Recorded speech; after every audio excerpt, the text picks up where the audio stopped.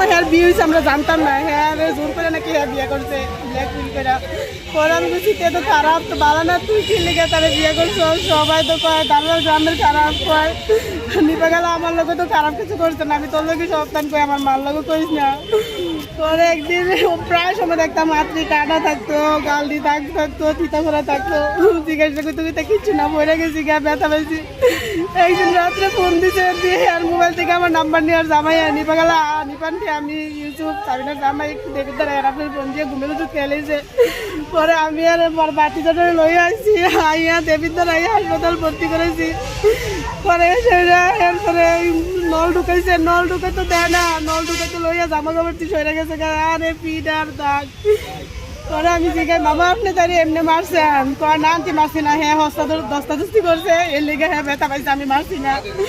আমরা সামনে ঠাস ঠাস করে কয়টা থাপ্পড় দিচ্ছি, মনে হচ্ছে আমি মামার পাহাড়ির ধরে দিচ্ছি, মামা আমার বোন যেন মায়ের না। আমার আপনি রিসেন্টলি কতদিন হয়েছে গেছেন, মানে কয়দিন আগে গেছিলেন?